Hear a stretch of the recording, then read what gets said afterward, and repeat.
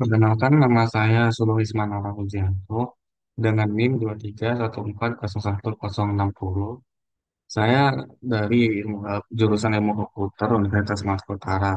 Saya akan menjelaskan mengenai search algorithm atau algoritma pencarian.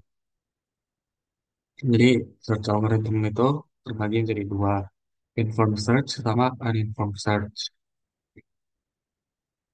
Yang pertama ada informed search. Informed search itu teknik pencarian yang menggunakan pengetahuan khusus atau informasi tambahan untuk membantu menemukan solusi masalah. Jenis pencarian ini bertujuan untuk menghindari agar algoritma tidak tersesat dalam mencari solusi yang tepat. Keunggulan utama dari pencarian ini adalah kemampuannya menemukan solusi dengan biaya pencarian yang lebih rendah. Dalam proses pencariannya, algoritma akan menilai not yang paling menjanjikan melalui fungsi heuristik yang menghitung perkiraan biaya jalur dari not tersebut ke tujuan. Fungsi heuristik ini menjadi elemen penting dalam informed search, sekaligus menjadi pembeda utama antara informed search dan uninformed search. Karena fungsi heuristik ini memberikan informasi tambahan yang membantu algoritma menuju solusi yang paling optimal. Dengan membantu fungsi ini, algoritma dapat lebih cepat menemukan jalan menuju tujuan melalui berbagai node tetangganya atau suksesornya. Itu contoh pertama atau metode pertama dari informed search ada gradient based first search. Jadi gradient based first search ini dilakukan dengan ekspansi node yang memiliki jarak terdekat dengan goalnya atau tujuannya. Namun ekspansi yang dilakukan pada metode ini menggunakan evaluasi node hanya dengan melihat kepada fungsi heuristiknya. Dengan kata lain, yang dibandingkan untuk menentukan ekspansi node adalah nilai estimasi atau prediksinya saja atau nilai heuristiknya, di mana Fn sama dengan H Hn, yaitu tujuan sama dengan dari nilai prediksi. Nah, bisa kita lihat dari grafik ini, eh, dia mulainya dari node P. Nah, dari node P ini dia eh, terpecah menjadi node ACR. Nah, dia memilih node C karena node C ini memiliki nilai 6 yang merupakan lebih rendah daripada node A dan node R yang memiliki nilai 11 dan 8. Kemudian dari node C dia akan lanjut ke node U karena node U memiliki nilai paling kecil yaitu 4 dari antara M dan F. Setelah dari U, dia akan lanjut ke S karena S memiliki nilai yang kecil daripada M yaitu 0. Dan S merupakan tujuan akhirnya karena tidak memiliki suksesor lagi. Yang kedua ada A-star search. Bentuk dari best first search yang paling dikenal adalah algoritma pencarian A-star.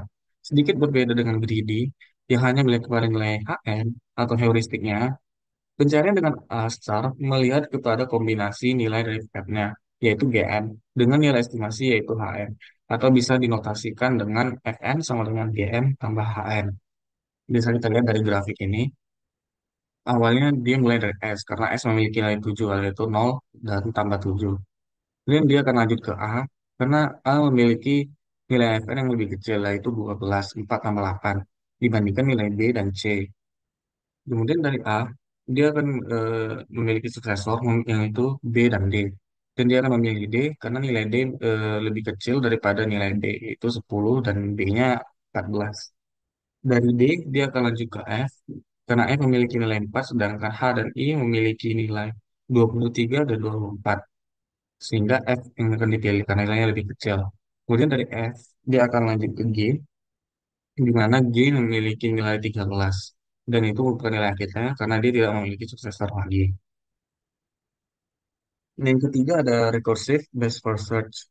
Recursive best first search adalah algoritma pencarian heuristik yang dirancang untuk mengatasi keterbatasan memori yang ada dalam algoritma pencarian seperti A-star. Misalkan kita melakukan pencarian dalam suatu pohon dan node A adalah root dari pohon ini. RBFS akan memperluas anak-anak dari A dan mengevaluasi nilai heuristik untuk masing-masing node anak, lalu memperluas node dengan nilai terbaik. Jika node ini mengarah ke solusi, pencarian selesai. Jika tidak, dan node ini mencapai threshold atau nilai heuristik yang lebih buruk, maka algoritma akan backtrack atau mundur dan memilih jalur lain yang lebih baik atau memiliki nilai yang lebih dikit berdasarkan nilai evaluasi dari node yang disimpan sebelumnya. Bisa kita lihat di sini ada contohnya itu kita disuruh mencari rute ke G1, ke G2 dan G3 dari map A menggunakan RBFS. Jadi pertama kita akan mencari dari A ke G1. Dari A ke G1 itu bisa langsung saja dia karena memiliki nilai 9 satu-satunya jalan ke situ. Kemudian untuk ke G2 dia akan bisa melewati nilai dari A ke B, kemudian ke C, kemudian ke G2 dan ini memakan jumlah nilai sebesar 3 tambah 8 yaitu 11 tambah 1 12 tambah 5 17. Sehingga itu nilai yang paling kecil dari semuanya sehingga tidak perlu dilakukan recursive research atau threshold mundur ya, model-modelnya. Kemudian untuk ke G3 dia akan mulai dari A ke B, kemudian dia akan ke C, kemudian dia akan ke F, kemudian dia akan ke G3. Dan ini memakan nilai 3 tambah 1 4 tambah 7 11 tambah 8 19. Sebagai perbandingan, kita bisa menggunakan jalur lain yaitu dari A ke B, kemudian ke C, kemudian ke F, kemudian ke D, kemudian ke E, kemudian ke G3. Dan ini tentunya akan memakan lebih banyak lagi dengan jumlah sekitar 22. Nah, alasan kenapa maka yang akan dipilih adalah rute yang pertama tadi. Demikian solusi dari soal ini. Selanjutnya ada uninformed search. Berbeda dengan informed search, uninformed search melakukan pencarian dengan cara yang hanya memberi definisi masalah, tetapi tidak ada langkah lebih lanjut untuk menemukan solusi untuk masalah tersebut. Tujuan utama dari pencarian ini adalah untuk membedakan antara kairan target dan not target sampai menemukan tujuan dan melaporkan penerusnya atau suksesornya. Strategi ini dikenal juga sebagai pencarian buta atau black search. Jadi yang pertama itu ada breadth first search atau BFS. Pencarian dengan breadth first search menggunakan teknik di mana langkah pertamanya adalah root, node diekspansi. Setelah itu dilanjutkan semua suksesor dari root node juga yang diekspand. Hal ini terus dilakukan berulang-ulang hingga node pada level paling bawah yang sudah tidak mempunyai suksesor lagi. Nah, kalau dilihat dari grafik ini, dia akan mulai dari S yang memiliki suksesor A dan B. Kemudian dia akan pertama mengecek ke A, kemudian jika tidak ada tujuannya maka dia akan kembali ke S dan lanjut ke B. Kemudian dia akan mulai kembali lagi ke C dan ke A. Nah, A ini dia terekspansi yang memiliki knob C dan D. Dia akan mengecek C pertama. Nah, dan kemudian karena C ini tidak memiliki suksesor lagi, dia akan lanjut ke A, kemudian dia akan lanjut ke D. Nah, D juga tidak memiliki suksesor lagi, maka dia akan kembali ke A, ke S, kemudian ke B. B ini terekspansi menjadi nilai E dan F. Nah, di E ini dia akan lanjut ke E pertama, kemudian dia akan balik ke E, ke B, dan ke F. Nah, karena F ini tidak memiliki eh, suksesor lagi, maka dia akan kembali ke E yang terekspansi dengan nilai H dan G. Nah, dia akan lanjut ke H, kemudian akan lanjut ke G. Nah, karena G tidak memiliki suksesor lagi, maka G merupakan nilai akhirnya.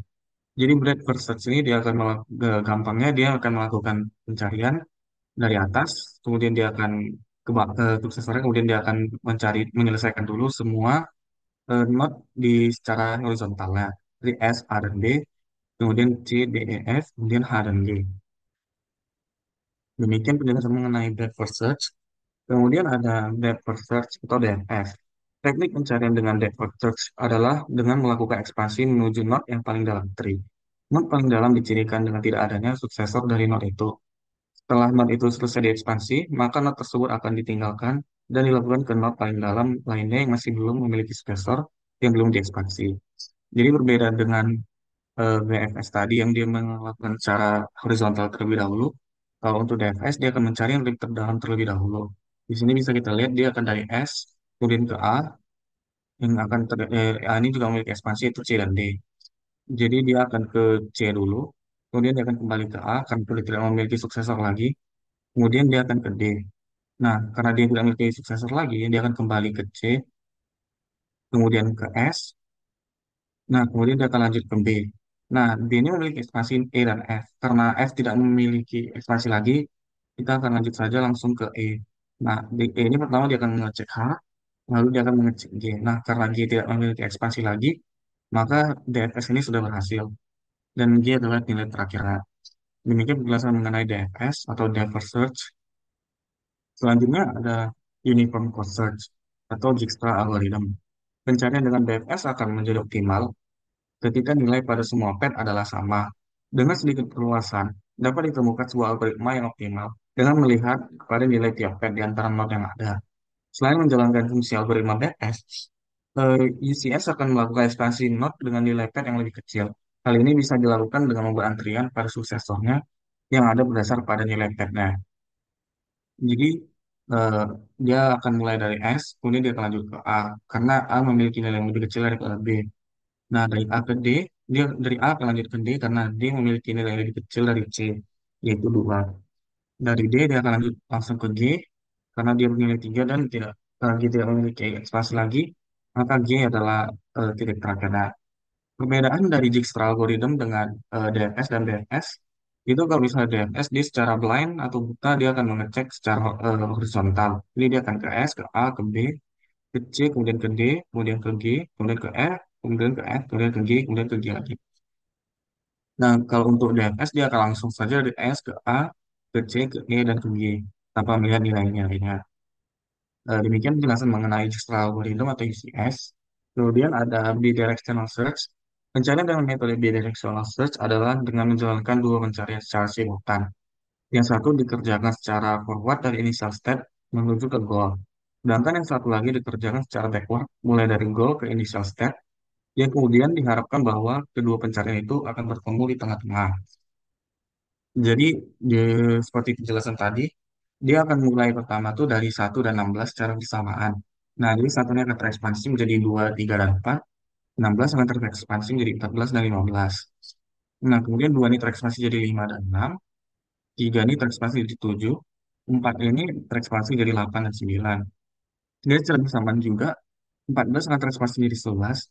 15 akan terekspansi jadi 12 dan 13. Nah, dari pertemuan ini bisa kita lihat bahwa rute dari 11, 6, dan 7 itu bisa dipakai, 12 dan 7 juga bisa dipakai, 13, 8, dan 9 juga bisa dipakai sebagai rute penyelesaian dari bidirectional search. Jadi kesimpulannya dari materi ini adalah teknik pencarian informed search itu menggunakan pengetahuan mengenai tujuan akhir untuk menemukan solusi yang paling optimal. Sebaliknya, teknik pencarian uninformed search tidak menggunakan pengetahuan tambahan. Nah, yang kedua ada efisiensi pencarian pada teknik informed search lebih baik daripada pencarian pada metode uninformed search. Karena uninformed search tidak memiliki panduan informasi atau heuristik tadi, fungsi heuristik tadi, untuk mempercepat proses pencarian seperti yang dimiliki oleh informed search. Kemudian, contoh-contoh dari uninformed search itu seperti ada metode DFS, BFS, atau UCS. Dan informed search juga memiliki metode, contoh metode seperti A-star, Greedy Best First Search, Recursive, dan Recursive Best First Search. Sekian dari penjelasan dari saya. Terima kasih.